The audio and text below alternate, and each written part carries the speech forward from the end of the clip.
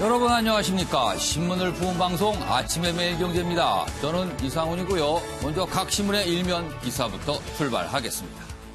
매일경제 일면 톱기사. 지금 우리나라 경제에 대해서 얘기하면서 과연 지금 무엇이 필요한가를 강조하고 있습니다. 재정과 발권력 총 동원해야 V자 반등이 가능하다. 빨리 뭔가 회복될 수 있다는 거죠.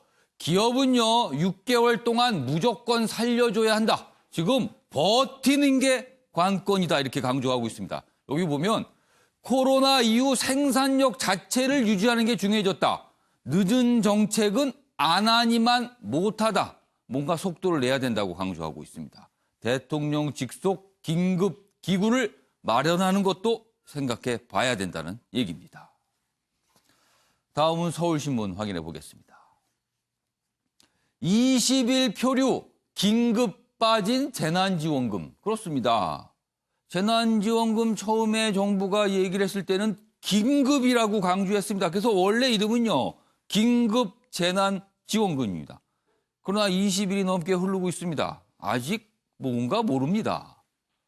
국민들 벼락 내몰리는데 여야정 갑로들바고 가고 있습니다. 아직 뚜렷한 결론은 나오지 않았어요.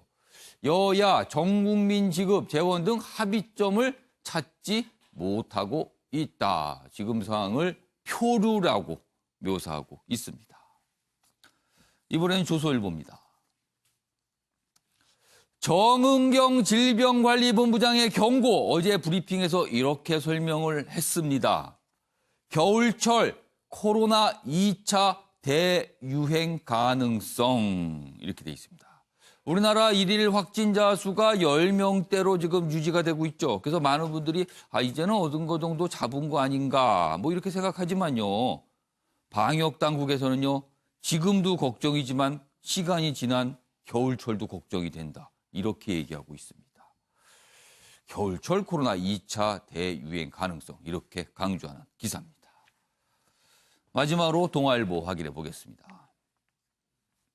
피마르는 구직 청년들 코로나 알바에 몰리고 있습니다. 그렇습니다. 조금이라도 일을 할 수 있으면, 어떤 돈벌이가 될 수 있다면 청년들이 애타게 찾고 몰리고 있습니다. 채용이 확 줄고 알바 자리마저 가뭄입니다. 지자체 코로나 업무 돕는 인턴, 이 인턴 자리에 청년들이요 엄청나게 지원을 하고 있답니다. 일부 시군은 경쟁률이 10대 1을 넘기기도 한다. 이런 자리 사실 임시직이고요. 몇 개월 정도만 근무할 수 없는 자리인데 이렇게 몰리고 있다는 겁니다. 향후 지금 고용, 실직, 이게 가장 큰 문제가 아닌가 지금 많은 전문가들이 걱정을 하고 있습니다. 자, 지금까지 일면 기사 짚어봤고요. 오늘도 네 분 패널 나오셨는데요. 한 분씩 소개해드리겠습니다. 먼저 최경선 매일경제 논설위원 자리하셨고요. 그 옆에는요, 양지열 변호사 나오셨습니다. 그리고 윤기찬 변호사도 자리하셨고요. 마지막으로 오창석 시사평론가도 나오셨습니다. 안녕하세요.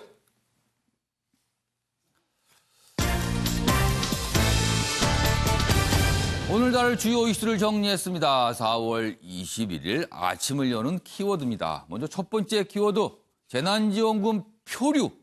언론들이 이렇게 묘사하고 있습니다. 뭔가 지금 가닥을 잡지 못하고 있는 것 아니냐, 이런 얘기입니다. 두 번째 키워드는요, 그 당에 관심 없다. 여기에서 등장하는 그 당은 이 얘기를 하신 분의 지대한 관심을 갖고 있거든요. 근데 그분은 막상 관심 없다라고 기자들에게 얘기하고 있습니다. 세 번째 키워드는요, 하정우의 밀당. 하정우, 유명한 배우 아닙니까? 뭔가 본인의 핸드폰을 해킹한 그 자들과 소통을 했는데 뭔가 밀당을 하면서 체포에 도움을 줬습니다. 그리고 마지막 키워드는요, 코로나 집단 소송입니다.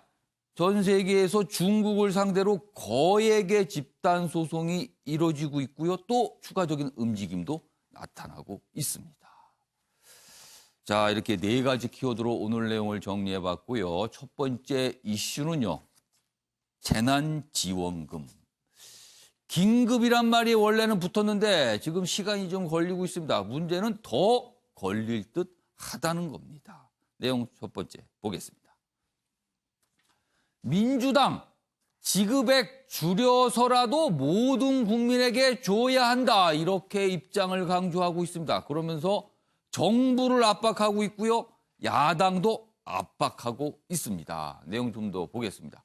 지금 정부 측 입장을 얘기하고 있죠. 정세균 국무총리입니다. 어제 국회에서 추경과 관련된 시정연설을 했습니다. 그러니까 추경에 대해서 설명을 하고 국회에서 빨리 논의해 주세요. 이렇게 당부하는 자리였거든요. 거기서 이렇게 얘기합니다. 즉각 집행이 중요합니다. 그리고 일부 계층을 제외됩니다. 바로 이겁니다. 정부에서는 소득 하위 70%만 준다는 입장을 유지하고 있습니다. 정세균 국무총리 그 얘기를 한 겁니다. 그러나 이해찬 더불어민주당 대표 여야 전국민 지급 약속 이행해야 한다. 그러면서 다 줘야 된다는 거 다시 한번 강조하고 있습니다. 그런데요. 여기서 보면 이해찬 대표는 여야라고 얘기를 했습니다. 야, 총선 기간 동안 황교안 미래통합당 대표, 지금은 전 대표입니다만 1인당 50만 원 전국 내주겠다는 약속을 했습니다. 그 얘기를 다시 상기시킨 겁니다. 그런데 통합당은요, 생각이 달라진 듯합니다. 모두 50만 원씩 이 입장을 뒤집은 것 같아요. 근데 또 구성원에 따라서 각각 말이 다릅니다, 또. 그래서 뭔가 아직도 갈피를 못 잡은 거 아니냐, 이런 지적 나오고 있습니다. 그런데 이 상황에서 민주당 역시도 속으로는요, 뭔가 재정에 대한 부담이 분명히 있는 것 같아요. 그래서 이런 얘기가 또 나옵니다. 4인 가구 기준으로 100만 원을 주겠다는 당 원래 약속과 달리 액수를 좀 줄이면 어떤가? 80만 원으로요. 이렇게 또 나오는 겁니다. 다음 기사 보겠습니다. 감액카드까지 꺼내든 여당. 그렇습니다. 주긴 주되 전 국민에게 다 주되 조금 액수를 줄이면 어떨까요? 라고 지금 얘기를 하고 있는 겁니다. 물론 그거를 아주 전면적으로 얘기하지는 않고 있습니다만. 그리고 대안 없이 오락가락하는 야당. 총선 전에는 당대표 입에서 준다 그랬잖아요. 다. 근데 지금은 또 약간 반대하는 목소리가 나와요. 그래서 오락가락이라고 설명되어 있습니다. 역시 요 내용이 좀 더 소개되어 있는데, 그럼 또 궁금한 거는요. 그럼 청와대는 무슨 생각을 하고 있을까? 여기 소개되어 있습니다. 청은 여야 합의 나오면 절차 논의, 국회에서 알아서 하라는 겁니다. 자, 그러면은 관련 영상부터 확인해 보겠습니다. 일부 고소득층을 지급 대상에서 불가피하게 제외하였습니다. 국민 여러분의 양해와 협조를 부탁드립니다. 긴급재난지원금은 국가적 재난 상황에 대응하여 시급히 추진하는 사업인 만큼 즉각적인 집행이 가장 중요합니다. 그러면 이제는 선거 때 한 약속을 실천해야 할 시간입니다. 늦어도 4월 안에 추경안 처리를 마치고 5월 초에는 모든 국민이 재난지원금을 받을 수 있도록 해야 합니다. 이 항목 조정을 통해서 재난지원금을 지급한다면 그것은 바람직한 일이라고 우리도 입장을 진행해 왔습니다. 그러나 상당한 소비 여력이 있는 소득 상위 30% 가구에까지 100만 원씩 준다는 것은 저는 소비 진작 효과도 없고 또 경제 활력을 살리는데 큰 기여를 하지도 못할 것이라고 생각되고, 또 앞으로 코로나19 사태가 언제까지 진행될지 모르는데 국가 재정을 대폭 흔들어 놓는 그런 방식의 국채 발행을 통한 재난지원금 지급은 저는 반대합니다. 각자의 다 이유도 있습니다. 그리고 나름대로 다 논리를 갖고 있습니다만 뭔가 이렇게 합의는 안 되고 있죠. 먼저 미래통합당에 소속되신 윤구찬 변호사. 통합당의 지금 생각은 뭡니까? 좀 설명 좀 해주세요. 지금 어떤 입장인 겁니까? 현재 제출된 정부안을 지지한다는 취지 같아요. 그러면은 일단 지급 대상은 소득하위 70%입니까? 현재 제출된 게 그렇기 때문에, 근데 왜냐하면 총선 전에는 그게 아니었잖아요. 그때는 이제 차라리 다 주는 게 낫다라고 주장을 한 분도 계시고, 예. 또 1인당 50만 원씩 지급하자고 주장하신 분도 예. 계신데, 문제는 달랐던 것은 이제 재원 조달 방법이에요. 그 예. 당시에는 전체 다 해가지고 예. 예산 구조 조정을 해서 마련하자 재원을. 예. 그러면 지급할 여력이 있으니까 그런 취지로 주장했던 것인데 예. 지금 여당의 주장은 뭐냐면 요 추경안은 예산 구조 조정을 통해서 마련하고 예. 그다음에 정부 30%까지 상위 30%까지 지급을 하려면 예. 나머지는 적자 국채 발행을 통해서 빚내서 하자는 거거든요. 예. 그러니까 빚내서 30%줄 이유는 없다는 거예요. 통합당의 기조는. 그러니까 만약에 빚을 내지 않는다 그러면 예. 선거 때 했던 공약 유사한 약속과 같이 뭐 예산을 구조조정해서 재원이 마련된다면 다 줄 수 있는데 예. 그런 그 여력이 없다 그러면 빚을 내서까지 상위 30%까지 줄 이유가 있느냐 이런 주장인 것 같아요. 맥락은. 그러면은 만약에 국채 발행 같이 이렇게 빚을 내는 방법이 아니라면 아닌 방법으로 그러니까 기존에 있던 예산을 이렇게 좀 조정해서 100%까지 할 수 있다면 통합당은 찬성하시는 거예요, 그 부분은? 그러니까 그 말에 대해서 명확한 언지는 없어요. 예. 다만 김재원 예결특위원장의 얘기가 예. 어쨌든 그 경제 활성화 측면에 좀 그 쓸 여력을 비축해 놓는 것이 어떠냐 이런 취지의 주장을 하고 있는데 예. 여야 협상을 통해서 만약에 재원 조달 방식이 빚내는 것이 아니라면 논의에 충분히 가능성은 있죠. 그런데 예. 홍남기 경제부총리가 얘기하듯이 지금 고용이 불안하잖아요. 그러니까 고용 대책을 위해서 비축해 놓을 돈. 조만간에 이제 정부에서 고용 대책이 나온단 말이죠. 예. 그럼 거기도 재원 조달 방식이 또 나올 것이고. 예. 이런 식으로 일단 정부의 곡간지게 말을 좀 들어보자. 이런 취지의 주장이 깔려 있는 것 같아요. 자, 이런 상황에서 이제 민주당의 입장은 그거 여기 기사에도 설명이 돼 있었지만요. 다시 한번 설명드리면 이렇습니다. 민주당은 100%다 주자. 모든 국민에게.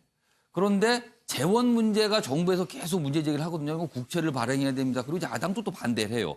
그렇다면은 액수를 좀 줄이면 어떨까? 요 얘기가 이제 시작이 된 겁니다. 자, 이런 상황에서요.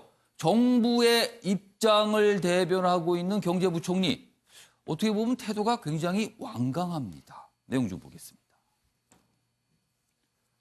여당 압박 아랑곳하는 홍남기 경제부총리 하위 70% 안을 국회에 설득해야 한다. 이렇게 공무원들에게 얘기하고 있습니다. 기획재정부 공무원들에게. 여기 보면 이유가 있습니다. 이렇게 주장하는 이유를 설명이 돼 있는데 코로나 사태 언제 끝날지 모른다. 추가 재정 대비 실탄 비축해야 된다. 이런 이유를 대고 있습니다. 그리고요. 현실적으로 국회에서 전 국민에게 지급하겠다고 합의하더라도 헌법상으로요. 액수가 늘어나잖아요. 그럼 정부가 이걸 다시 동의하고 안을 만들어야 되는 거예요. 그러니까 이건 정부의 뭔가 중요한 역할이 있다라는 거죠. 여기 보시면 홍남기 경제부총리의 얘기가 좀 설명돼 있어요.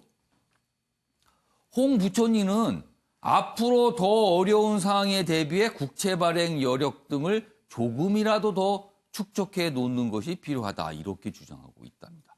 자, 여기서요. 최영선 의원님하고 양지열 변호사께 미리 제가 질문을 드렸어요. 홍남기 경제부총리는 무슨 생각을 하고 있을까, 지금? 왜 이런 주장을 할까? 그거에 대한 추정을 좀 해달라고 미리 질문 드렸는데 여기 기사 내용 중에 좀 하나 좀 잠깐 보겠어요. 여기 보면 기사 전체적에서 내용에 담긴 내용 중에 뭐냐면 홍남기 경제부총리가 그동안 이렇게 여당 뭐 이런 안에 대해서 이렇게 각을 세우면서 반대하는 목소리를 낸 적이 별로 없었거든요. 어떻게 보면 정부 정책을 잘 따라가는 경제부총리, 재정경제부 장관 아니었나 이런 평가였는데 이번에는 좀 과거와는 다른 모습을 보이고 있다. 이렇게 또 해석이 나오고 있어요. 아무튼 상황은 좀 이렇습니다. 자, 그럼 먼저 최경선 위원님께서는 홍남기 경제부총리가 지금 무슨 생각 때문에 이런 주장을 하고 있을 거라고 보시는 거예요? 기사에도 예. 나왔다시피 이 사태가 언제 어떻게 끝날지를 지금 자신 있게 얘기할 수 있는 사람이 아무도 없지 않습니까? 예. 그럼 지금 한번 어려운 국민들에게 재정을 지급을 했을 때 그 예. 이후에 사태가 그럼 길어지면 또 어떡할 것이냐. 계속해서 2차 퍼붓고 3차 퍼부을 것이냐. 예. 여기에 대한 설명을 해주는 사람이 없거든요. 그래서 사실 홍남기 부총리는 재정 전문가로서 재정의 건전성을 어떻게 유지할 것이냐. 이 부분에 대해서 예. 책임자로서 그 부분에 대해서 고민할 수밖에 없는 거죠. 예. 그렇게 길게 본다면 앞으로 더 돈 쓸 곳은 많은데 예. 더 효율적으로 쓸 방법을 계속 예. 고민할 수밖에 없지 않나 이렇게 생각됩니다. 그러니까 앞으로 무슨 일이 있을지도 모르는데 좀 더 아껴둬야 되는 거 아니야? 이 생각을 하고 있다는 거죠. 네, 저는 자, 그런데 그거에 대해서 여권 일각에서는 또 강한 불만 제기가 있어요. 여기 좀 나와 있습니다. 여권 일각에서 재정당국 출신인 홍 부총리가 무턱대고 예산을 아끼는 것 아니냐는 지적이 나온 것. 이것에 대한 또 뭐 이 정부 당국의 또 반발도 있는데 하여튼 여권 일각에서 이런 제작이 나와요. 왜 무턱대고 아낄 때냐 지금. 또 이런 비판도 있다고 합니다.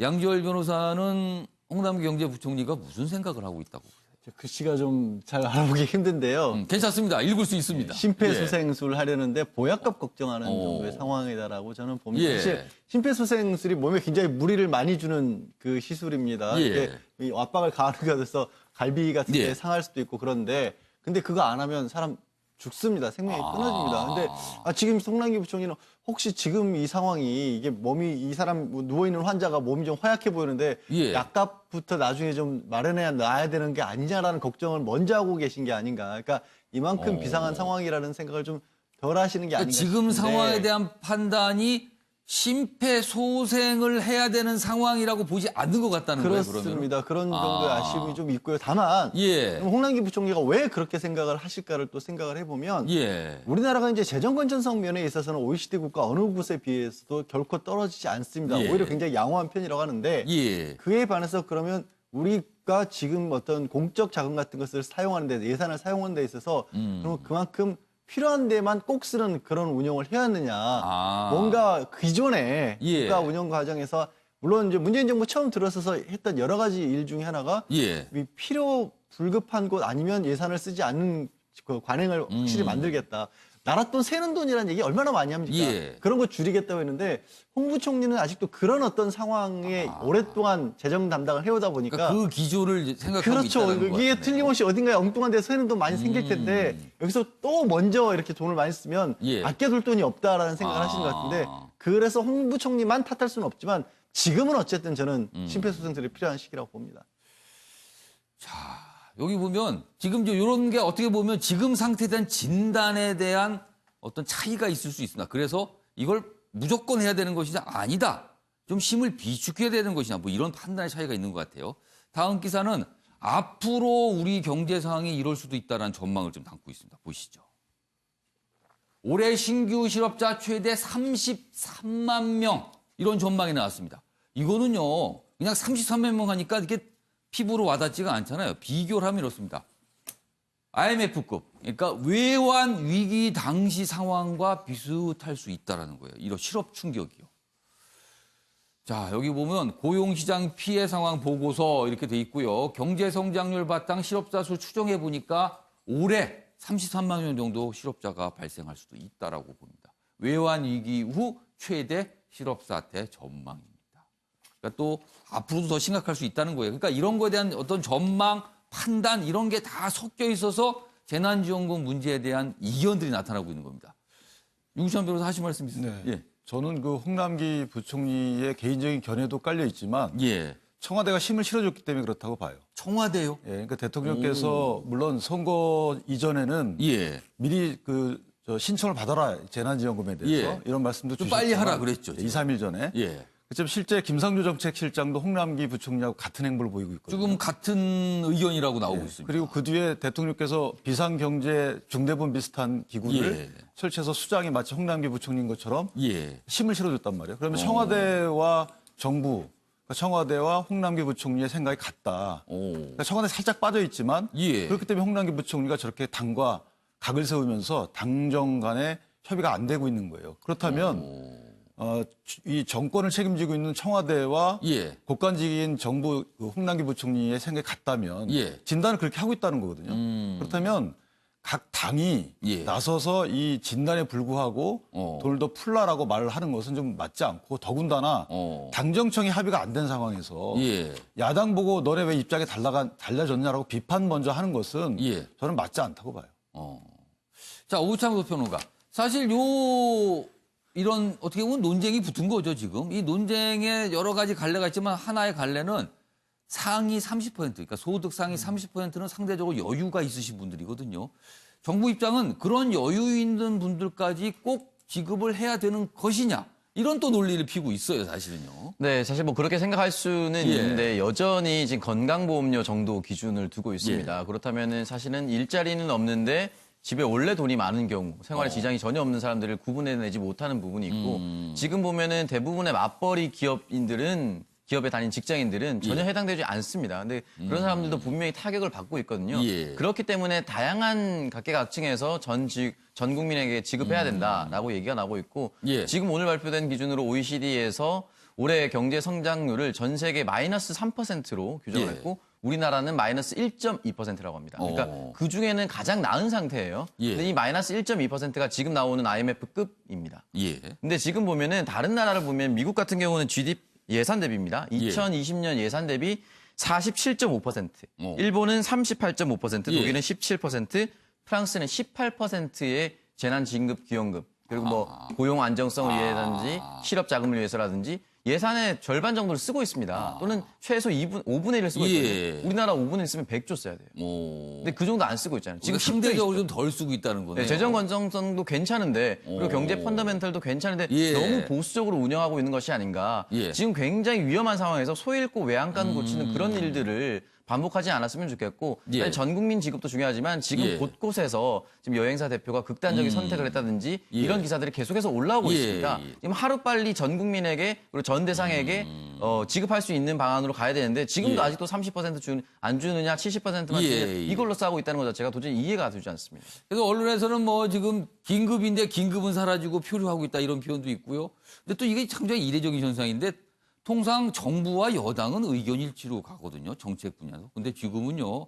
사실 야당보다도 정부와 여당이 지금 뭔가 맞서는 모양이 보이고 있어서 과연 어떤 결론이 나올지 지켜보도록 하겠습니다.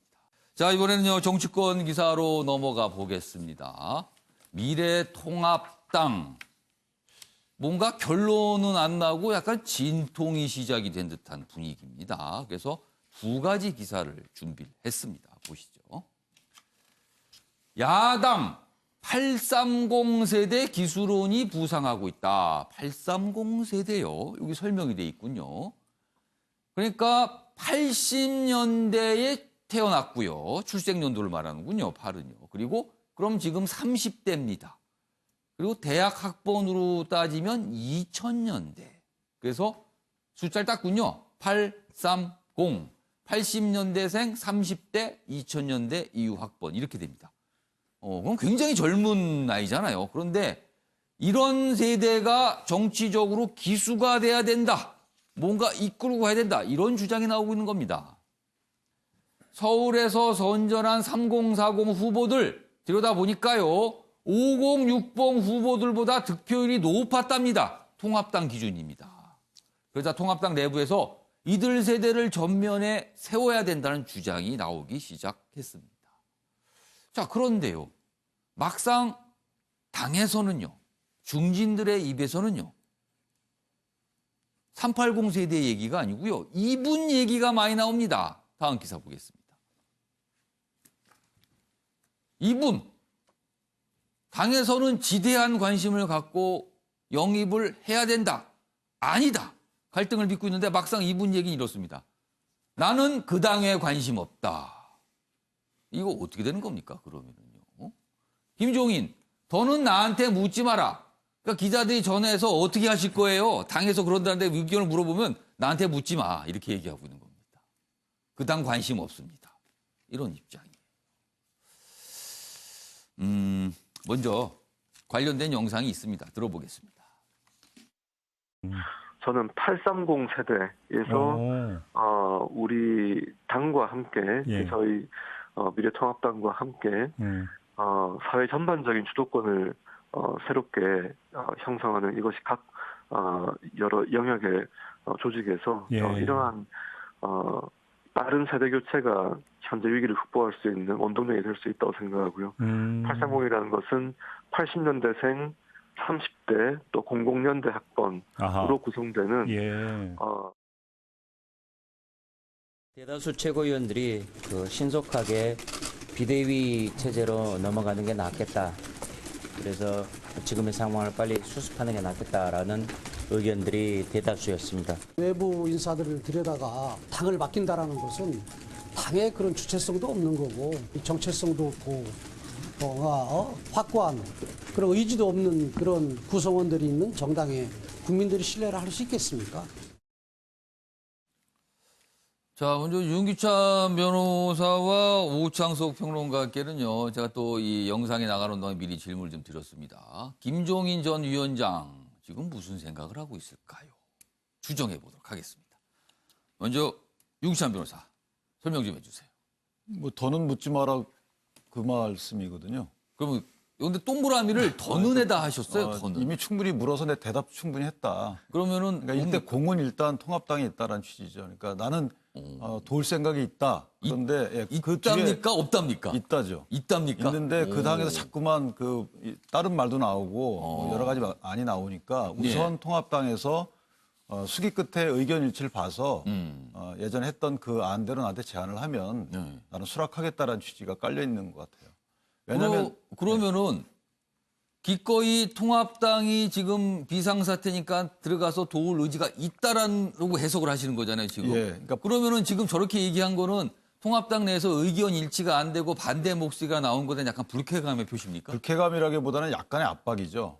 지금 이제 통합당 자체가 뭐 여러 가지 해결 방안을 내고는 있지만 사실 그 해결 방안이 근본적인 해결 방안으로 보이지 않거든요. 그러니까 아까 말씀하신 대로 뭐 30, 40대 기술론도 나왔지만 사실 그 기술이 나오려고 그러면 이미 공천 때 그게 반영이 됐었어야 돼요. 공천 때 당선될 가능성이 있는 지역에 30, 40대 후보들이 많이 공천이 됐어야 되는데 그래야지만 국회에 입성을 하고 그 개혁 주체 세력으로 기능을 할 텐데 사실은 전혀 하지 않고 지금에 와서 기술론 얘기하는데 그 중에 한 분도 공천심사위원이었어요. 관리위원이었단 말이죠. 그러니까 저는 뭐 그것보다는 실제 이제 그 코치와 구단주와 플레이어는 구별을 해서 비대위의 기능은 구단주 내지 코치의 기능을 하는 거죠. 아, 구단주. 인큐베이터 기능을 하고 그 안에서 이제 뭐 당권을 가지든지 대권 주자가 되든지 실제 주전 선수를 뛸 사람들을 30, 40대에서 뽑아서 뛰게 해야 되는데 지금 비대위 전면에 내세워서 얼굴 마담 역할만 시켜놓고 뒤에 보면 또 역시 예전처럼 뭐 기성 정치인들이 또 전면에 나선다라고 하면 과연 통합당 물론 기성 정치인이 생각이 바뀌면 괜찮아요. 그런데 생각이 바뀌지 않는다면 세대가 바뀌어야 되고 그렇다면 김종인 비대위원장만한 카드가 없다는 것이 당내도 일부 의원이 많단 말이에요. 이런 상황에서 김종인 비대위원장이 그것을 마다하겠느냐. 통합당 자체에 애착이 있어서가 아니고 대한민국 정치의 분기점이라고 보게 되면 사실 한쪽 날개가 꺾인 거 아니겠어요? 그렇다면 대한민국의 발전을 위해서도 분명히 본인은 애착을 갖고 있을 것이고 그 애착을 받아들일 만한 준비가 통합당이 된다면 본인이 기꺼이 가겠다라는 게 마음일 것 같아요. 그럼 김종인 전 위원장 결국 비대위원장 뭐 이런 자리로 오게 될 거로 보세요? 아니면 불발될 거로 보세요? 예를 들면은 뭐 전당대회까지 관련 비대위원장 얼굴 마담으로 와 달라라고 하면 안 거고요. 어떤 권한을 주면은 인큐베이터를 위한 여러 가지 준비를 하기 위한 시간을 주면 그때는 아마 수락할 거로 예상합니다. 그럼 조건이 달겠네요. 굉장히 길게 운영이 되는 비대위가 꾸려진다면 올 수도 있다. 그래서 이거네요. 연말까지의 시간적 여유를 주는 비대위 구성을 한다 그러면 맡을 가능성이 크지 않을까라고 생각합니다. 윤기찬 변호사의 이야기 들어보니까 진통이 심하겠는데요, 지금. 뭐 합의될 게 한두 개가 아닌데요, 지금 지점들이요, 보니까. 자, 이번에는 오창석 평론가는 김종인 전 위원장은 무슨 생각을 하고 있을까요? 네, 저도 비슷한 의견입니다. 타노스가 되고 싶다 이렇게 써놨는데. 타노스면은 이게 영화에 나오는 주인공 아닙니까? 네, 그 어벤져스에 나오는 악당인데 일단은 그 5개의 스톤을 가지고 강력한 힘을 가집니다. 뭐 이렇게 한번 손 튕기면 다 이루어지는 그거 말하는 거 아닙니까? 네, 지금? 절반 날아가거든요. 그러니까 이 절반 날아가는 게 결국 쇄신 정책입니다. 예. 쇄신 정책, 인물, 정책, 비대위 구성, 예. 당명 변경, 저는 대권까지 당을 이끌게 해준다면 대권까지라고 하는 건 뭐죠? 저는 구체적으로? 사실은 비대위가 꾸려진다라고 가정을 예. 했을 경우에 전당대회가 정확하게 들어서면 언제 자신의 임기가 끝날지 모릅니다. 이게 한 달로 끝날 수도 있고요. 2달로 끝날 수도 있고 3달로 그렇죠. 끝날 수도 있습니다. 통상적인 비대위라면 그렇죠. 그렇게 오래 가지 않죠. 예. 그렇기 때문에 사실은 이 당을 수습하기 위해서는 결국은 다음 선거에서 이기는 게 중요한 거거든요. 다음 선거가 대선밖에 안 남았습니다. 예. 그렇다면 이 대선까지 어떠한 정책의 이슈를 가져가고 어떠한 인물을 내세워야 대선을 가져올 수 있다. 예. 이 판단까지 나한테 맡겨준다면 내가 그러면은 하겠다. 그 뜻은 약간 느낌이 킹메이커 느낌이 나는데. 킹메이커 느낌까지 저는 생각을 하고 있다고 생각하고요. 예. 물론 거기까지 보장하지 않더라도 저는 예. 적어도 내년 상반기 또는 올해 말까지만 보장하더라도 예. 저는 이분 들어오실 거라고 보고요. 2016년에 민주당에서 선거 승리하고 나서 예. 합의 추대로 당대표 했으면 좋겠다 이런 말씀 하셨어요. 그러니까 늘 선거 승리하든 지든 예. 선거 끝나고 나면 예. 그 정당에 뭔가를 또 하고 싶어 하십니다. 지금이 강하게 안 한다고 하지만 예. 강하게 안 한다는 것 자체가 예. 강한 부정은 또 강한 긍정이 될 수가 있는 부분이거든요. 아. 그리고 정책까지 얘기할 수가 있는 부분이 예. 지금 선거 기간 중에 100조 얘기하셨어요.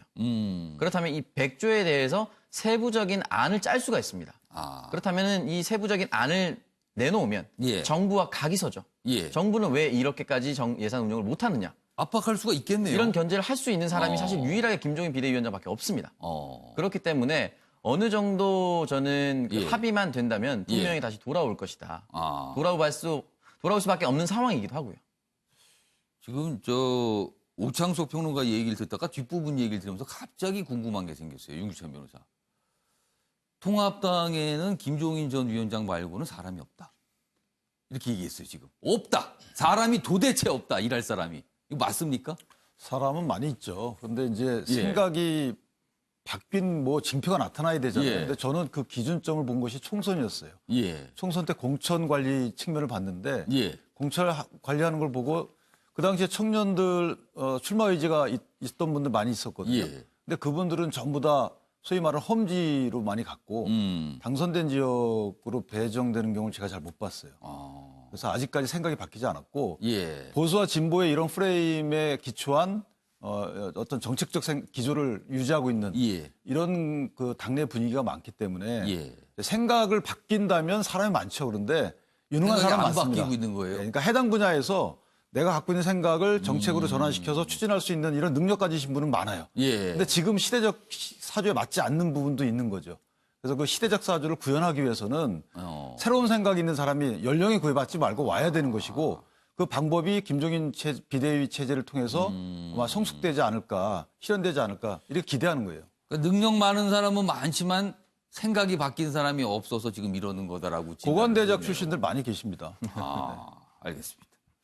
자, 이번엔 최영선 의원께는 요 앞선 기사 있습니다. 830 세대 얘기가 나왔거든요. 필요성에 대한 주장이 나온 건데 과연 미래통합당에서 이런 세대가 중심이 될 수 있을까? 이게 궁금한 거예요. 그런데 앞서서 윤기찬 변호사나 오창석 평론가가 말씀들을 워낙 잘해 주셨어요. 그러니까 윤기찬 변호사께서 아니 그 새로운 세대의 기술원이 부상을 하려면 공천 때부터 차근차근 그게 발화가 돼 가지고 이루어져야 되는데 사실은 공천 때 그 역할을 제대로 못한 거거든요. 뭐 그 비슷한 세대를 뽑긴 했습니다만 다 굉장히 어려운 곳으로만 보냈다 이런 또 비판 받았거든요. 그렇죠. 그래서 실제적으로 지금 저 통합당의 당선자 84명 중에서 30대는 배현진 1명, 40대까지 합쳐도 12명. 이 사람들이 과연 어떤 세력을 형성을 해서 어떤 역동적인 정치 개혁을 해나갈 수 있겠느냐. 이제 그나마라도 이분들을 그렇게 끌고 가려면 지금 당장 전당대회를 한다든지 일부 조장대로 했다가는 그냥 연장선이 되는 거거든요. 그러니까 그 830 세대가 뭘 준비할 시간도 없다는 거죠, 지금. 되는 거고. 그래서 어떤 이제 비대위 체제가 필요하다는 거고. 저는 아까 오창석 평론가 얘기처럼 이 시점에서 그 김종인 그 위원장이 주목받는 이유가 사실은 보수가 지금 이렇게 참패를 당했을 때 어떻게 보면 또 환골탈퇴할 수 있는 기회거든요. 그렇다면 과거 보수의 그 성공 성장 스토리를 이제 접고 우리 사회에서 점점 커지고 있는 빈부 격차 문제에 대해서 보수가 어떤 해법을 내놓을 것인지 여기에 대한 비전을 제시해야 되는데 그런 어떤 문제에 대한 고민이나 경제적 카리스마를 지닌 사람이 김종인 위원장 말고 다른 사람을 지금 찾을 수 있겠느냐. 그런 측면에서 본다면 저는 뭐 경제와 관련된 카리스마는 역시 독보적이다. 이렇게 말할 수 있을 것 같습니다. 양지열 변호사, 지금 세 분 말씀 중에서 요 830 세대 얘기로 조금 추려보면은요, 말씀하시는 거를. 그거네요. 통합당에서 여태 사람 안 키우더니 갑자기 얘기를 왜 하는 거냐. 뭐 이렇게 되네요, 지금요, 보니까. 저기 기사에 이렇게 나와 있잖아요. 그러니까 30대 젊은 정치 지도자를 앞세운다라고 했는데. 앞세운다. 앞세운다. 간판 정도 느낌밖에 안 들거든요. 그러니까 뭔가 필요할 때 잠시 네. 그냥 써먹는다는 느낌이네요. 그러면. 그러니까 굳이 이제 기업 문화와 비교를 한다면 이게 저는 뭐 예. 이제 어느 쪽이 좋다라는 가치 판단하는 건 아닙니다. 우리 같은 경우에는 예. 기업 문화도 오너 중심 체제입니다. 전문 경영인 중심 체제가 아니라. 예. 그러니까 지금도 이 정당의 경우도 누가 어느 정도의 지분, 그 당에서의 권력을 가지고 있느냐가 중요한 거지 국가를 운영하는 데 있어서 전문성을 가진 사람들이 그 당에 앞장서서 나가는 당의 목소리를 내는 그런 구조가 아니에요.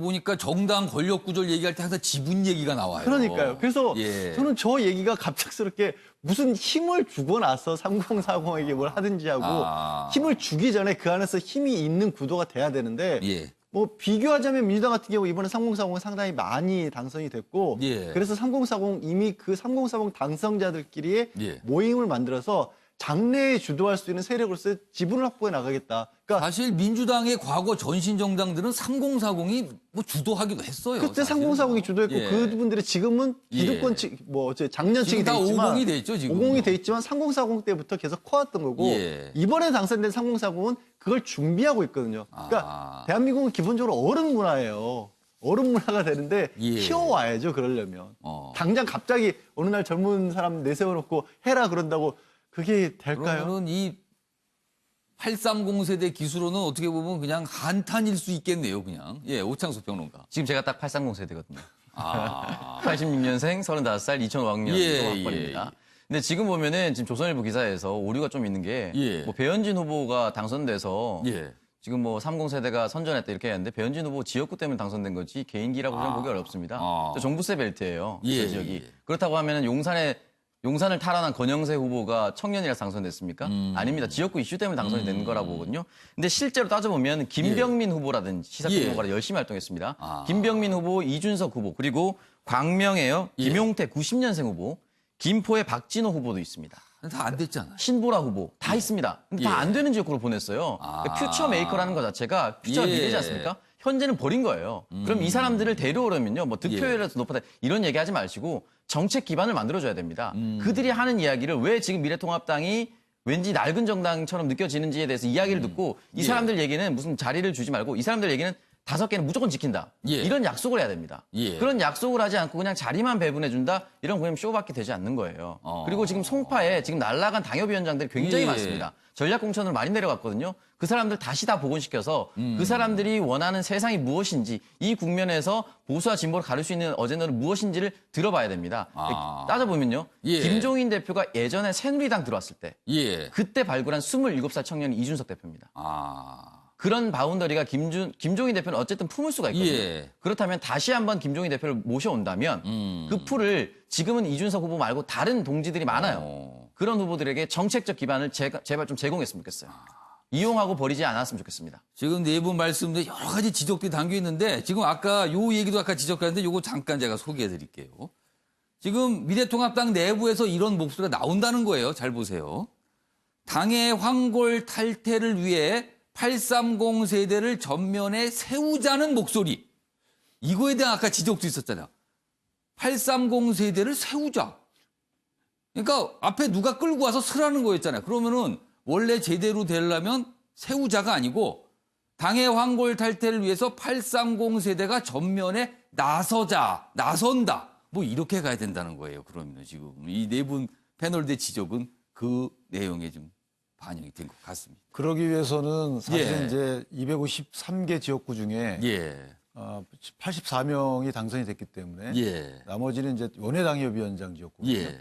그러면 전당대회를 치르려면 그 말단 행정조직이 있어야 되는데 그것이 당협위원장이에요. 김정인 위원장이 오거나 누가 오든지 간에 예. 당협위원장에 대한 다시 재평가를 통해서 청년 세대가 앞으로 나서거나 이런 그러네요. 절차는 필요하다. 지금은 당장 현역은 아니지만 미래의 총선을 준비할 수 있는 자리잖아요, 거기는요. 그래서 이 관리형 비대위원장 큰 역할을 못 한다는 거예요. 혁신형이 와야지만 원하는 취지의 당의 개혁을 추진할 수 있다는 겁니다. 오늘 네 분께서 보니까 곳곳에 아주 중요한 대목들을 하나씩 말씀을 좀 해주신 것 같습니다. 알겠습니다. 이번에는 여권과 관련된 얘기인데요. 당선자들 중에 이런 사항도 발생을 하는군요. 보겠습니다. 첫 번째 사항은 이렇습니다. 황운하 국회의원 당선인이죠, 지금. 여당 더불어민주당의 당선인입니다. 그런데 경찰과 의원을 겸직할 판이다. 자, 민감용 경찰청장, 국회 판단 따를 것이다.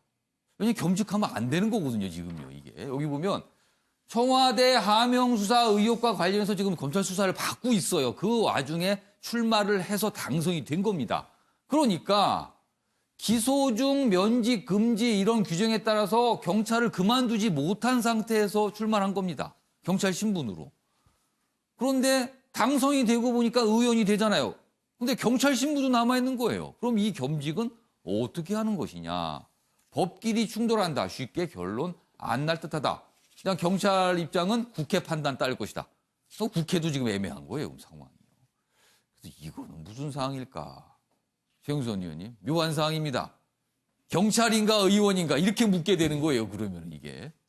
국민의 선택으로 예. 국회의원에 당선이 됐고 예. 국회법에 겸직이 안 되도록 되어 있다면 예. 국회법은 법률 아닙니까? 예. 그걸 맡고 있는 게 지금 그 훈령이라는 거거든요. 예. 대통령 훈령에 따라서 의원 면직이 경찰에서 의원 면직이 안 되게 돼 그러니까 있다고 뭔가 지금 그러는데 수사를 받고 있거나 그러면 경찰 신분을 유지한 채로 받아라 이겁니다, 그거는. 법의 체계상으로 보더라도 예. 국회법을 존중하기 위해서 훈령을 이 경우에는 예. 빨리 저런 사태를 좀 국회법을 지키기 위해서 예. 훈령을 해소하는 그게 합리적이지 않을까 저는 개인적으로 그렇게 생각합니다. 양질변 사실 이제 황운하 당선인은 좀 논란 속에 출마를 했어요. 여러 가지 수사 중인데 출마를 하는 게 맞는 것이냐, 경찰 신분인데 맞는 것이냐, 뭐 이런 얘기 속에 했는데 이걸 가만히 보면 지금 이 정부의 어떤 여권과 검찰과의 어떤 대립상에서 약간 또 나오는 현상으로 보여요, 또 이게. 예, 그렇죠. 그리고 예. 일단 황운하 지금 당선인 같은 경우는 이미 지난해 11월에 예. 경찰을 떠나겠다라고 했는데 본인은 의사를 밝혔어요. 본인은 이렇게 의사를 밝혔는데 검찰에서 이걸 막아버리는 셈이 된 거죠. 그러니까 일단 한번 이 대통령 훈령에서 왜 그러면 이 예. 공무원이 수사나 재판에 넘겼을 경우에 이 자리를 그만둘 수 없도록 의원 면직을 못하도록 했을까를 생각을 해보면 예. 그 취지는 뭐냐면 갑자기 비위를 저지른 공무원이 나 들통났네? 그럼 차라리 이거 뭔가 징계 받기 전에 옷 벗고 나갈래? 그러면 쉽게 말해서 공무원으로서 받을 수 있는 모든 조건들 혜택은 다 받을 수가 있다. 공무원 연금 같은 거 다 예. 유지를 하면서 나중에 형사처벌 받더라도 뭐 그거 그냥 감수하지 뭐 이런 걸 막기 위해서 예. 그때까지는 자리를 못 벗어나게 만든 겁니다. 옷을 못 벗게. 예. 근데 이게 그런 이유 때문에 국회의원을 만약에 못하게 한다면 예. 검찰에서 공무원 중에 누군가 출마할 사람 중에 나 이 사람 국회의원 되는 걸 못 보겠어 하면 검찰이 기소만 해버리면 그 사람은 국회의원이 못 되는 거예요. 그러니까 국민이 선출적으로 뽑아도 국회의원이 못 된다라는 이런 전혀 있을 수 없는 그러니까 일이 되는 이번에 거잖아요. 어떤 이렇게 사례를 만들어내는 상황이네요. 사례를 지금. 만들어내는 상황이고 예. 그래서 이런 경우를 막기 위해서라도 예. 저는 이제 뭐 최경선 의원님 최경선 의원님 말씀하신 것처럼 예. 뭐 훈령을 고치든지 예외 조항을 만들든지 해야죠. 지금 뭐 국회 판단 따를 것이라면 국회가 아마도 경찰직을 이제 포기할 수 있게 해주지 않을까 하는데 뭐 그런 상황이 되더라도 의원 신분이 되지만 수사를 받고 또 아니면 기소가 되면 또 재판까지 가야 될 거예요.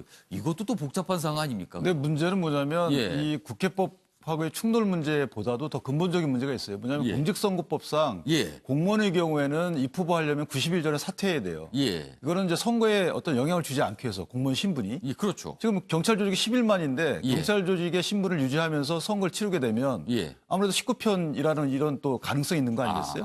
그래서 90일 전에 사퇴하게끔 돼 있는데 이분의 경우에는 물론 본인은 그럴 의사가 있었지만 예. 어찌됐든 절차상으로는 사퇴가 안 되는 됐어요. 거예요. 근데 예. 거기 규정에 보면 공직선거법에 예. 사직원을 제출하면 사퇴한 것을 본다. 요 규정을 확대 해석을 한 거예요. 사직원, 그러니까 의사를 밝혔으면 그렇죠. 사퇴에 준하는 걸로 본다. 선거관리 기구나 당에서 그래서 원래 예. 당에서 공천을 주면 안 되는 거였는데 예. 그러다 보니까 이게 충돌되는 여러 규정상의 문제가 있었고 예. 결국 공직선거법의 취지를 비춰보면 예. 사실은 공천을 한 것이 적절했는지 여부에 대한 비판이 따를 만한 사건이죠. 뭐 당시 그런 논란이 있었어요. 네. 과연 출마가 적합한 것이냐, 재판을 받을 수도 있고 기소가 될 수 있고 수사 중인데 뭐 이런 논란이 계속 있었는데 결국 당선이 된 이후에도 또 이런 문제가 발생을 하게 됐습니다.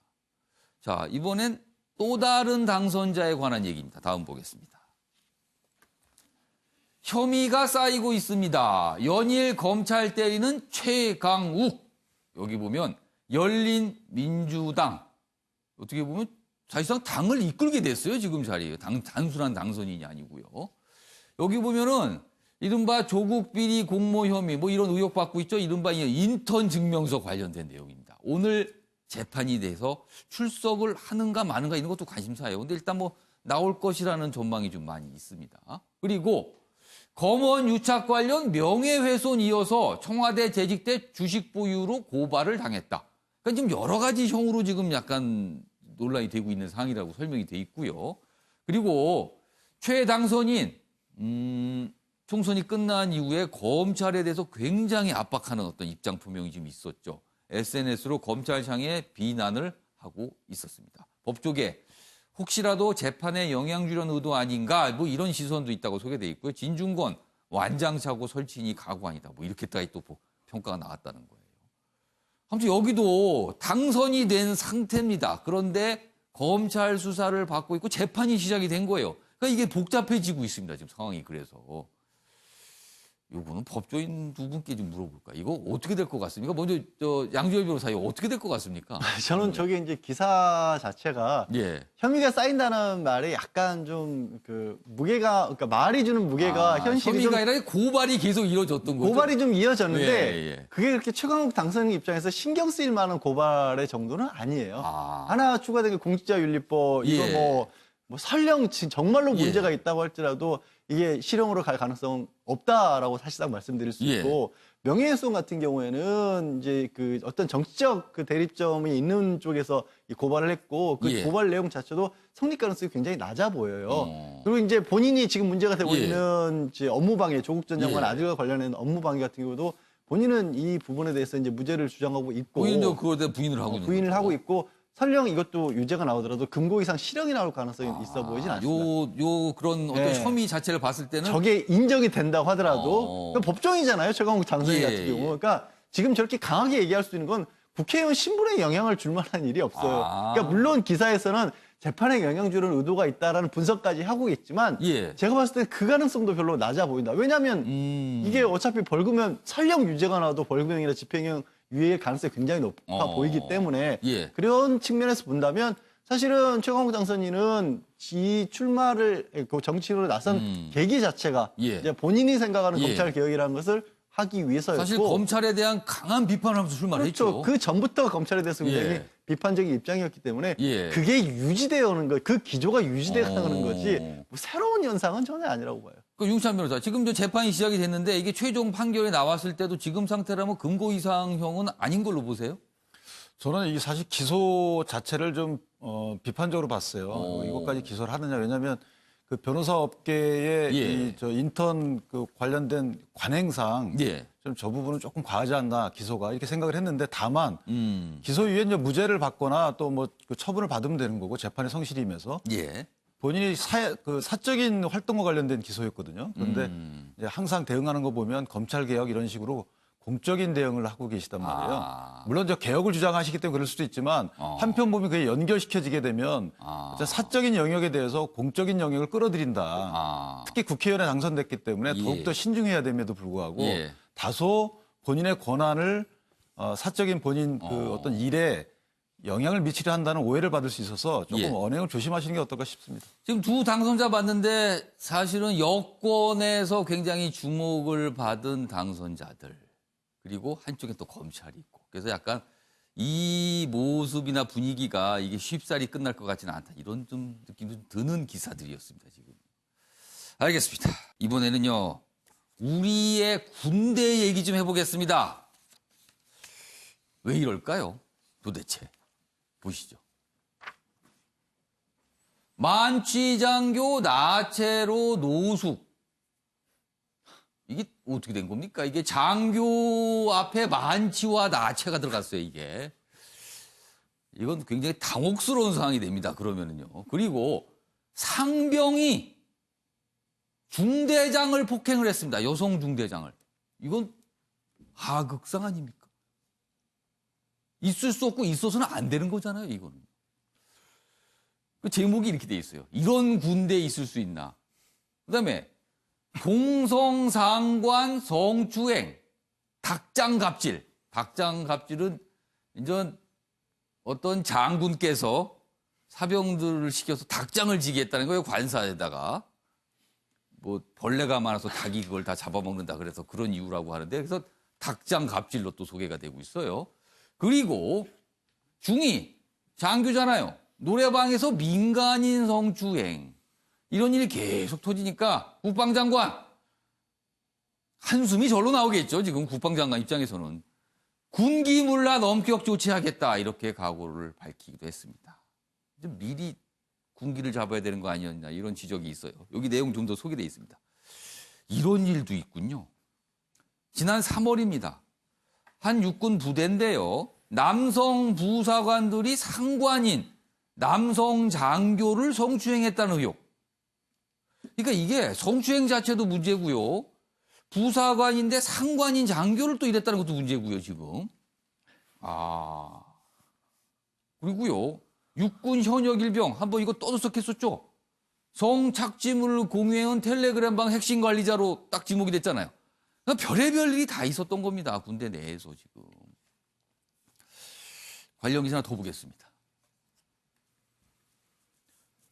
여성 중대장 폭행 사건, 닭장 설치 갑질, 엄중 조치 국방장관까지 나서 군기 잡기 이렇게 돼 있습니다. 오창석 평론가. 이것이 군대일까요? 아니면 무엇일까요? 지금 많은 분들이 이런 질문을 하고 있습니다, 실제로. 네, 사실 뭐 이 사안마다 좀 너무 놀라워요. 사실은 이제 박찬주 대장이 갑질 논란, 군관 갑질 논란에 대해서 사실 어떻게 보면 불명예 제대하지 않았습니까?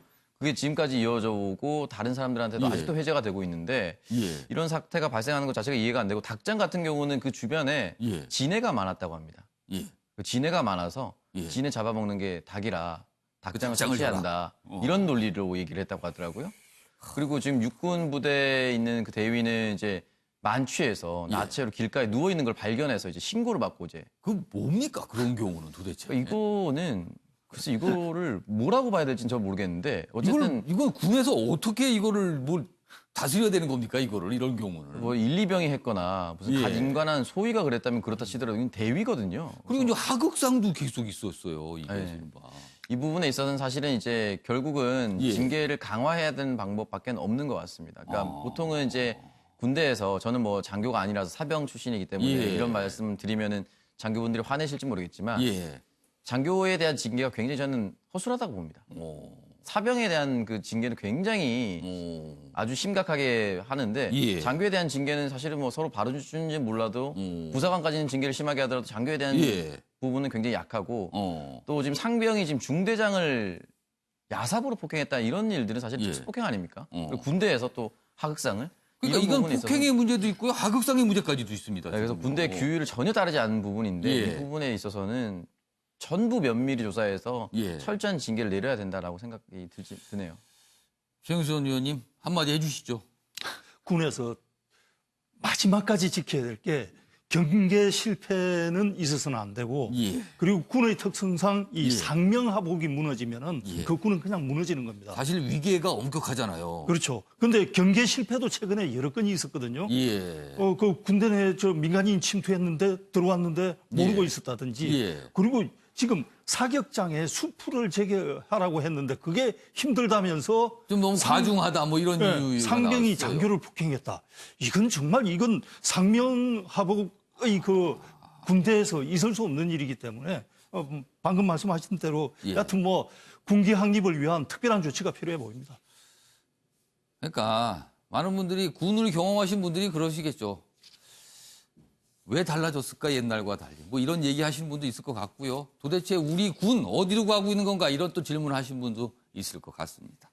자 이번에는요 사회 분야 기사 계속 이어가 보겠습니다. 다음 보시죠. 어제 뭐 하루 종일 굉장히 주목을 받은 기사입니다. 요거는 양지열 변호사께서 지금 자세히 설명해 줄 준비를 하고 계십니다. 먼저 제가 제목부터 소개해 드릴게요. 잘 생각해봐. 10억, 13억이 무슨 개 이름도 아니고 해킹범 잡은 하정우의 영화 같은 밀당. 그러니까 배우 하정우 씨 본인의 핸드폰이 해킹을 당한 거예요. 그리고 여러 가지 해킹 그 핸드폰에 별게 다 있잖아요. 근데 그게 사실 뭐 내용은 별 문제가 아니지만 이걸 자꾸 뭐 알리겠다고 협박을 받은 겁니다. 그러니까 그냥 섣불리 돈을 주거나 이런 게 아니라 시간을 끈 겁니다. 그러다 보니까 나중에는 해킹범하고 소통을 많이 하니까 가까워지게 된 거예요. 그래서 해킹범이 나중에는 하정우 씨 보고 형님이라고 부릅니다. 그러면서 뭐 본인 얘기도 하고 뭐 이렇게 한 거예요. 그 사이에 경찰이 이제 수사 들어가서 관계자들, 해킹한 뭐 범인들을 잡았다 이 얘기거든요. 정보 유출 협박하며 돈 요구해 하정우 경찰 신고 뒤 시간 끌자 범인이 형님이라 부르며 읍소 제발 좀 뭐 돈 좀 빨리 보내주세요 뭐 이런 취지였대요. 그런데 막상 이 해킹한 자들은 잡았는데 이 주범격이죠. 이게 막 소통하고 얘기했더니 이건 중국으로 또 도망을 갔다 그러네요 지금요. 양조열 변호사가 좀 더 자세히 좀 소개해 주세요. 말씀하신 것처럼 이거는 뭐 하정우 씨만 피해를 입었던 것은 아니고요. 예. 뭐 주진모 씨라든가 뭐 지금 이름은 알리지 않은 그래도 연예인들 여러 명을 상대로 해서 예. 휴대전화는 이제 요즘 같은 경우 클라우드 서비스라고 그래서 휴대전화에 자기가 쓰는 아이디와 패스워드로 다른 데 서버에도 그 내용을 동시에 저장을 하지 않습니까? 그렇죠. 동시에 이렇게 저장하는 경우가 있습니다. 그러니까 이 지금. 전화기를 해킹한 게 아니라 그 서버를 해킹해서 이게 유명인의 전화에 있는 내용들이 이런 것들이 있다는 게 고스란히 거기도 기록이 돼 그러면 있으니까. 거기에 들어가는 아이디나 이런 걸 해킹, 비밀번호 이런 걸 해킹한 거네요. 그렇습니다. 그러니까 일일이 개인 전화기를 뭐 통신을 해킹할 수는 없으니까요. 그래서 전화기에 있었던 내용들이 고스란히 다른 데도 저장이 됐으니까 그걸 들여다보고 예. 그중에 유명 연예인들을 골라서 여러 가지 이유들을 대가면서 뭐 그 안에 뭐 개인의 사생활에 담긴 부분도 있을 것이고 좀 좋지 못한 이야기들도 있을 수 있었는데 그래서 실제로 한 6명가량이 6억 원가량을 또 이 일당에게 또 송금한 연예인들도 있었어요. 예. 근데 그 중에 협박을 했던 한 사람이 이제 하정우 씨였는데 예. 하정우 씨 같은 경우에는 아마도가 아니라 본인도 그런 얘기를 해요. 그 전화기에 있는 내용이 그거 뭐 세상에 알려진다고 해서 나한테 그렇게 불리할 것도 없다. 예. 이런 좀 담대한 마음가짐도 있었고. 그러니까 여기 대목이 그런 게 있어요. 예. 뭐 알려봐야 아는 뭐 별로 그렇죠. 껄릴 거 없다. 이렇게 이미 얘기했어요. 공개된 내용이지만 기사에 언론을 통해서 공개된 내용이지만 예. 뭐 기껏해야 과거에 헤어진 연인과 주고받았던 대화 정도밖에 없다라는 거죠. 그러니까 내가 뭐 두려울 게 뭐 있냐. 그러면서 이 해킹범하고 그냥 거기서 그렇다 끊어버린 게 아니라 예. 하정우 씨가 잘한 건 뭐냐면 수사에 필요한 시간을 끌었다는 거죠. 신고를 하고 예. 내가 이런 일을 겪고 있다. 그런데 내가 시간을 끌겠다. 예. 하면서 이런 얘기를 합니다. 뭐 1년 중에 하필이면 제일 바쁠 때 연락을 해서 내가 고민할 시간이 좀 필요하다. 협박을 받는 사람 입장에서는 굉장히 강하게 얘기를 한 거네요. 그렇죠. 그러니까 이제 나 바쁜데 왜 지금 협박해? 이런 걸로 들립니다. 그렇습니다. 그러니까 협박한 쪽에서 오히려 당황한 거죠. 그럼 예. 그러면 뭐 이렇게 돈 시간도 좀 드릴 거고 돈 액수도 처음에 15억 원을 불렀다가 예. 뭐 15억 원이 뭐 그냥 옮긴 겁니다. 걔 이름이냐, 예. 내가 그 돈이 어디냐 이렇게 나오니까 그럼 13억 원에 해드릴게요, 형님 뭐 이런 식으로 나온 겁니다. 그렇게 하다가 시간을 끄는 사이에 경찰은 이들의 꼬리를 잡았고 예. 그래서 하정우 씨 같은 경우는 사실은 이게 처음 알려진 뒤로 언론에는 알려지지 않았지만 예. 뭐 하정우 씨가 실제로 돈을 건넸다는 식의 그런 허위 뉴스, 가짜 뉴스도 많이 다녔거든요. 예. 그래서 정말 하정우 씨가 뭔가 캥기는 게 있는 게 아니냐는 식의 예. 어떤 흔히 말하는 지라시라는 것들이 돌았는데 예. 그게 사실이 아니었다는 게 이번에 일종의 이제 명예회복이 하정우 씨로서 된 거죠. 그리고 정말로 잘 하신 건데 예. 다만 안타까운 건 기사에서 지적한 것처럼 이런 일이 예. 그 우리 대한민국 내에서 말다른스 일어나는 게 아니라 예. 중국의 해킹 조직에 의해서 일어나니까. 그러게요. 지금 막상 뭔가 이 직접 협박한 범인은 중국으로 갔다 그래요. 그러니까 아예 처음부터 그냥 예. 우리 중국에 있는 해커 조직이다라는 걸 하정우 씨도 밝히고 협박을 시작했어요. 거기까지는 우리 사법당국도 아직까지 못 잡은 겁니다. 이거 뭐 내용 보니까 뭐 영화 같아요. 진짜 무슨 협상의 고수 같기도 하는 느낌이 살짝 듭니다. 요 내용도 좀 소개를 좀 해드려야겠네요. 여기 이제 하정우 씨가 이제 그 범인에게 했던 말이에요. 뭐 글이 했죠? 글로 보냈을 테니까. 제 전화 털어서 보셨다면 알 텐데요. 이게 터진다고 해도 법적으로 문제될 건 전혀 없어요. 그때부터는 세게 나간 겁니다. 그러면서 뭐 왜 바쁜데 하필 왜 지금 협박하나 이런 얘기도 하니까 범인이 오히려 당황을 했다. 이런 얘기입니다. 자, 다음 분야도 사회 분야 기사인데 보시죠. 이런 일도 있었습니다. 만취를 해서 벤틀리에 발길질을 했습니다. 그 결과는 2천만 원 이상 물어낼 판. 이 정도 되면은 이게 만취해서 발길질이니까 이게 술주정이라고 할 수 있잖아요. 술주정 치고는 대가가 엄청납니다, 지금요, 이게. 차량 주인까지 폭행한 20대 입건. 술 마셔 기억 안 난다 선처를 호소하고 있답니다. 지금 이런 상황인데요. 관련된 영상이 좀 준비되어 있습니다. 확인해 보겠습니다.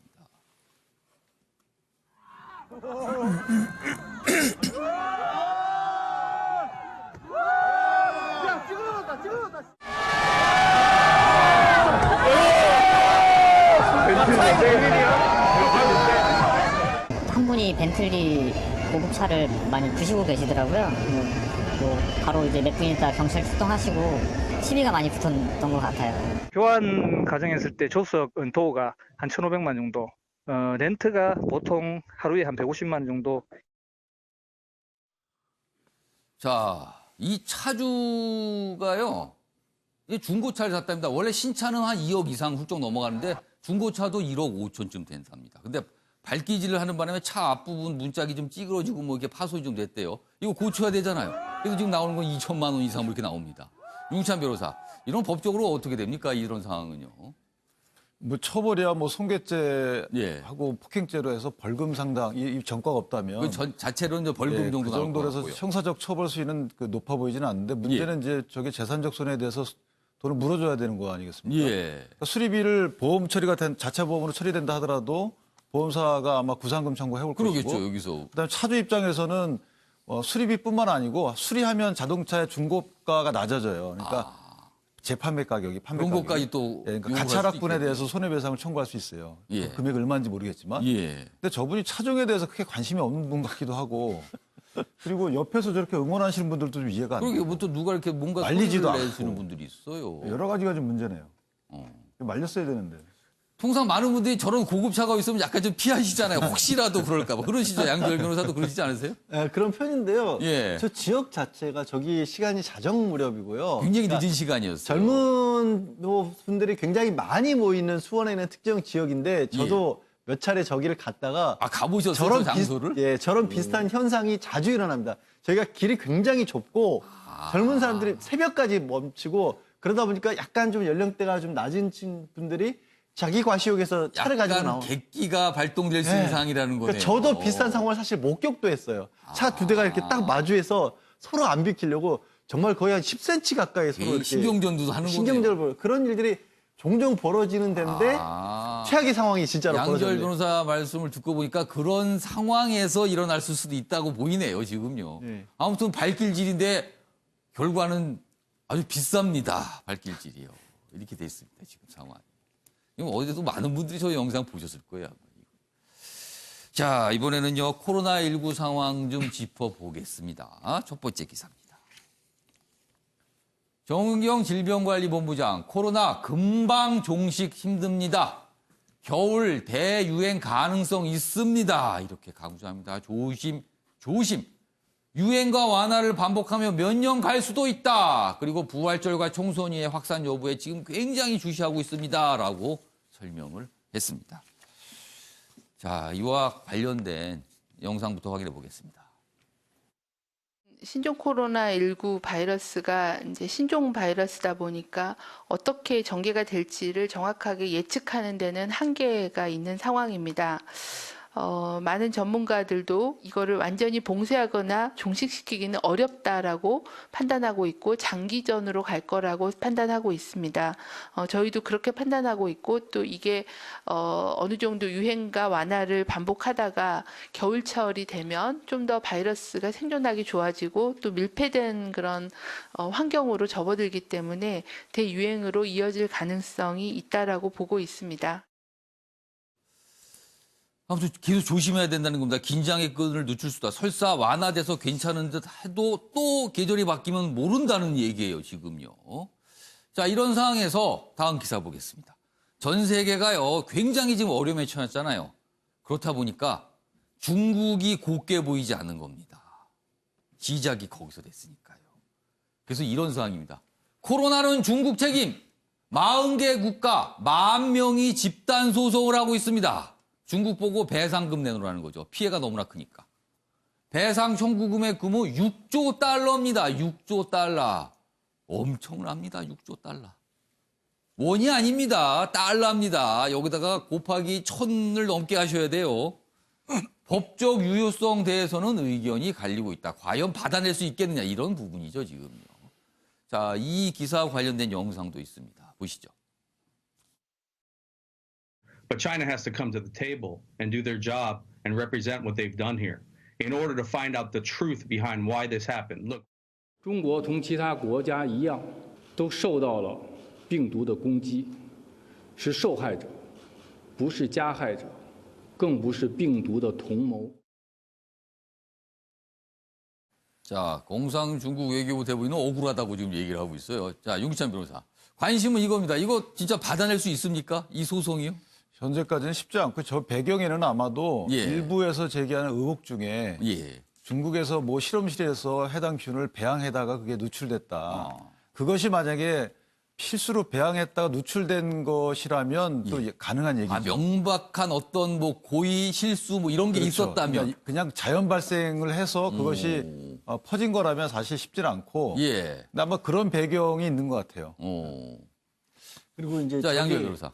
실제로 저는 관할이 성립할지는 굉장히 좀 의아합니다. 의아한데 만약에 재판이 열린다면 가정을 할 때 실익이 있긴 했어요. 우리 법원하고 미국에서 집단소송 손해배상에 가면 상대 당사자가 가지고 있는 관련 서류 모두를 다 한꺼번에 받아볼 수 있는 권리를 미국 내에서는 줍니다. 그러니까 소송 자체가 시작되는 것 자체가 굉장히 중요한 게 정보를 획득할 수 있다는 거네요. 그래서 이제 우리 같은 경우에도 기업 간의 소송에 있어서도 미국 법원에서 재판하게 해달라라는 그것만 성립만 시켜주면 된다는 요구를 뭔가 서류 확보할 수 있는 계기가 된다는 거네요. 근데 이게 좀 의미가 좀 낮아 보이는 게 미국 법원에서 그렇게 명령해도 중국 정부가 안 따를 것 같아요. 안 주면 그만 아닙니까? 그러니까요. 그래서 그러니까 이거는 좀 실익이 없을 수도 있다는 얘기가 그래서 나오나 봅니다. 다음 기사 보겠습니다. 잠깐 아까 윤기찬 변호사가 말씀하셨는데 그 내용 좀 볼게요. 노벨상 수상자도 코로나 중국 연구소에서 만들었다 뭐 이런 주장이 자꾸 나오고 있어요 지금요. 무슨 뭐 여기 뭐 프랑스 학자도 그러는데 뭐 에이즈 염기 서열이 추가된 흔적이 있다 막 이런 주장들을 내놓고 있는 겁니다. 근데 굉장히 과학적인 거라서 복잡합니다. 그런데 학계 다수는 인위적인 바이러스 아니라는 또 입장을 나타내고 있습니다. 이게 논란인 겁니다. 최영선 의원님, 중국이 또 의심을 받는 거예요 지금 이걸로. 일단 중국은 중앙 집권적인 나라로서 도시별로 주력 산업을 키우는데 우한 같은 경우가 바이오 산업을 키우는 도시거든요. 그게 되게 유명하다면서요. 그러다 보니까 이제 그쪽에서 여러 바이오 연구실이 있고 거기서 유출된 것 아니겠느냐는 말을 노벨상 수상자가 하니까 왠지 좀 권위가 있어 보이잖아요. 그러면은. 그런데 다수의 바이러스 연구자들은 이 염기 서열을 분석을 해보면은 이게 자연 발생적으로 생긴 것이지 인위적으로 만든 것은 아니다고 말하고 있기 때문에 일반인들로서는 결국은 전문가들의 의견을 존중하는 쪽으로 판단을 해야 되겠죠. 그러니까 여기 좀 더 설명이 돼 있어요. 그래서 중국은 무슨 실험을 했는지 밝혀라 이런 주장들이 나오고 있고요. 음모론으로 취급받던 우한 실험설이요. 이 자체를 가만히 들여다보면 중국이 정보 공개를 제대로 안 하고 있다. 이런 불신이 기본적으로 깔려 있어서 점점 음모론이 확산되고 있다. 그러나 학계 다수는 그렇게까지는 보고 있지 않다는 겁니다. 여기 보시면 지난 1월 말에 이게 본격적으로 이런 음모론이 제기된 이후에 이게 자꾸 퍼지고 있는 상황인데 아마 소송 건 이유는 이런 것도 또 배경이 깔려 있지 않은가 싶습니다. 이런 데 대한 의심 때문이 아닌가 하기도 합니다. 알겠습니다. 코로나가 가져온 유행어가 있습니다. 확진자 그리고 살천지 뭐 이런 용어 요새 많이 쓰시더군요. 불현듯 체중이 늘어나 고민하는 분들을 위해 오늘도 준비했습니다. 쉽게 따라할 수 있는 집콕 운동 영상으로 만나보시죠.